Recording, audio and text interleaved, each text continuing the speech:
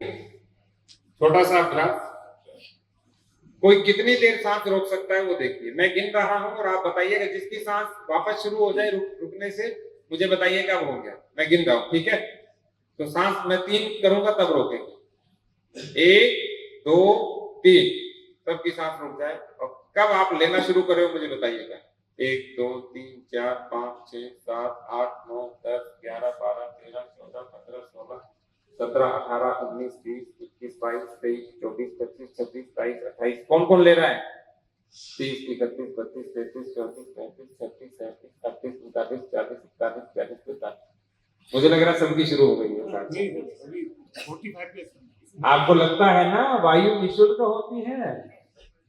2 minute बंद करा देते हैं, भगवान को कहते हैं भगवान बंद करिए 2 मिनट। तो क्या हमें उसे प्रदूषित करने का कोई अधिकार है?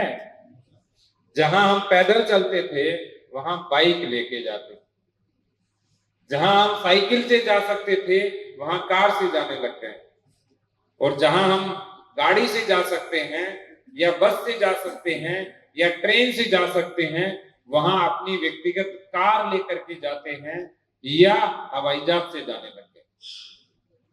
चलो किसी की व्यस्तता है तो मान लिया, लेकिन ऐसे ही किसा मुझे अच्छा नहीं लगता ट्रेन में चढ़ना, जबकि ट्रेन में चढ़ना कितना अच्छा रहता है, आपने थकावट नहीं होती, आप सारे समय का सदुपयोग कर सकते हो। उस समय आप पढ़ सकते हो, सो सकते हो, आराम कर सकते हो, कुछ भी कर सकते हो। और सबसे बड़ी बात, ट्रेन में एक्सीडेंट होने की संभावना न्यून है, न के बराबर, और गाड़ी में अधिकतम रहती है, गाड़ी और बाइक। तो भी हमने कौन सी चीज चुनी जो वायु को प्रदूषित कर रही है, हमारी प्रकृति को नष्ट कर रही है, हमारी आर्थिक स्थिति भी खराब कर रही है, तो वो हमने चुना। इसका तात्पर्य क्या है? एक तो आपको चीन का ज्ञान दिया, और ये सब हमें कौन सिखा रहा है? वेस्टर्न वर्ल्ड सिखा रहा है, पश्चिमी संसार हमें सिखा रहा है कि अधिकाधिक गाड़ियां खरीदो, अधिकाधिक गाड़ी चलाओ, अधिकाधिक हवाई जहाज चलाओ, तो इससे क्या होगा? हमारी जीडीपी बढ़ेगी।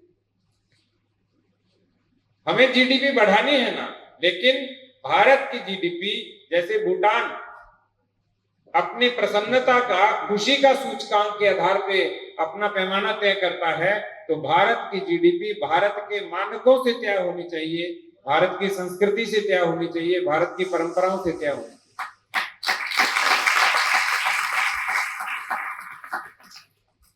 एक अंतिम उदाहरण मैं स्वयं का देते हुए आपको बताऊं।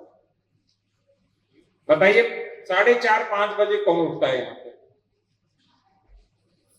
चलिए, यानी हम इतने अभागे नहीं हैं, बड़े भाग्यशाली हैं कि इतने बच्चे कम से कम 4:30-5 बजे उठते। आपको बधाइयां, नहीं तो इतनी संख्या मुझे तो कहीं नहीं दिखती। अब लगभग 60-70% उठते हैं। सुबह उठने का सबसे बड़ा लाभ क्या होता है पता है?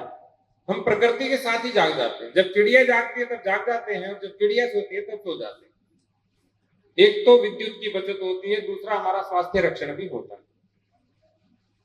तो मैं रात को 12-1 बजे भी सोया तो भी मैं सुबह आज 5:15 बजे उठ गया। इन जनरल में 4:30 उठता हूँ, लेकिन आज मैं 5:15 उठा। और उठने के बाद क्या करते हैं? नहा धो के सबसे पहले तुलसी मैया को जल चढ़ाते हैं। क्यों चढ़ाते हैं तुलसी मैया को? क्योंकि तुलसी एक ऐसा पौधा है जो 24 घंटे क्या देता है? और हमारे यहाँ ये भी बता दिया कि तुलसी मैया बहुत पवित्र होती है, इसलिए दांतों के लगाओगे तो पाप लगता है। क्योंकि हमारे सभी लोगों को पता था कि इसमें पारा होता है, और पारा जब दांतों के लगता है तो ऊपर की इनेमल जो परत होती है वो नष्ट हो जाती है।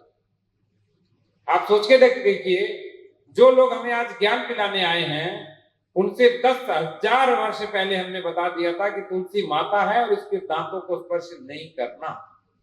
इसलिए हमारा हर व्यक्ति शिक्षित था। उसे हो सकता है लिखना नहीं आए, लेकिन ज्ञान के मामले में इतना ऊपर था कि आज की पीढ़ी भी उसके बराबर नहीं थी। वैसे भी हम कलयुग में जी रहे हैं। सतयुग ऊंचा था, फिर त्रेता आया, फिर द्वापर आया, कलयुग आया। तो कलयुग में धीरे धीरे क्या हुआ? उस युग का अवसान हो रहा है। हमें जो विकास लग रहा है ना, विकास नहीं है, इस युग का अवसान है। यदि वास्तव में वो स्थिति लानी है तो हमें राम राज्य लाना पड़ेगा, सत्युग लाना पड़ेगा, और जो संबल को सत्य व्रत कहा जाता था उस दिशा में जाना पड़ेगा। तब जाकर के हम वास्तव में उसी संस्कृति को प्राप्त कर पाएंगे। दूसरा काम हमारा क्या होता है, कदली वृक्ष को जल देना,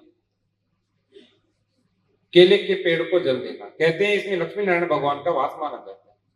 लक्ष्मी और नारायण, केले के वृक्ष की विशेषता है कि वो पूरे वर्ष उग सकता है। दूसरा, उसके पत्तों के ऊपर हम भोजन खा सकते हैं, वो पवित्र भी होता है, पौष्टिक भी होता है, स्वादिष्ट भी होता है, तीनों चीजें होती है उसके अंदर। अर्थात सात्विक भी है, पौष्टिक भी है और स्वास्थ्यप्रद सुरक्षित भी है। और लक्ष्मी का अर्थ क्या है, जब स्वास्थ्य रहेगा तो लक्ष्मी बढ़ेगी या घटेगी? बढ़ेगी। और नारायण का अर्थ क्या है, हमको विशेष कृपा मिलेगी, हमारी समृद्धि होगी ही होगी, हर क्षेत्र में समृद्धि होगी, इसीलिए उसमें लक्ष्मी नारायण भगवान का वास माना जाता है। फिर उसके बाद पीपल वृक्ष की पूजा होती है। पीपल के बारे में कहते हैं अश्वत्थ है सर्ववृक्षाणाम देवर्षिणां च नारद गंधर्वाणां चित्ररथ सिद्धानां कपिलो। और आगे क्या बोलते हैं, ये तो गीता में लिखा हुआ, मूल तो ब्रह्म रूपाय मध्य तो शिव रूपिणे अग्रतः शिव रूपाय वृक्ष राजा तेन आयु प्रजाम धर्म धान्यम सौभाग्यम सर्व संपदा देहि देव महावृक्ष त्वामहं शरणं गतः। क्यों बोलते हैं? इसलिए बोलते हैं क्योंकि हमें पता है कि जो वट वृक्ष होता है, जो पीपल का वृक्ष होता है, उसकी एक बड़ी विशेषता होती है। वो विशेषता क्या है? 24 घंटे ऑक्सीजन। आप रात को भी सोओगे उतनी ऑक्सीजन, बाकी पेड़ के नीचे तो हो सकता है आपको कुछ ना कुछ हो जाए, लेकिन पीपल के वृक्ष के नीचे सो गए तो आपको क्या मिलेगी? 24 घंटे। और पीपल के वृक्ष का एक और भी नाम है, पता है क्या नाम है? वंदना। पीपल के वृक्ष का नाम क्या है बताओ? पक्षियों का भंडार ग्रह। क्या कहते हैं? हाँ, सारे पक्षियों को भोजन मिलता है, सारे कीड़े मकोड़ों को भोजन मिलता है, जितने भी नीचे होते हैं ऊपर होते हैं, सबको क्या मिलता है? पर्याप्त भोजन देता है पीपल का वृक्ष।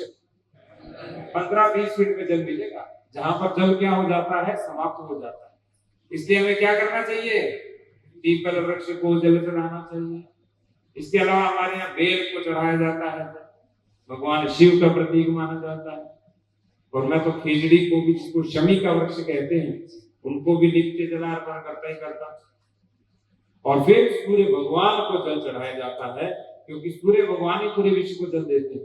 क्योंकि यदि ऊर्जा नहीं हो, वो वाष्पित नहीं हो, वो संघनित होकर के बादल नहीं बनेंगे और उसके बाद वर्षा नहीं होगी तो कैसे जल मिलेगा? तो सूर्य भगवान को जल चढ़ाया जाता है।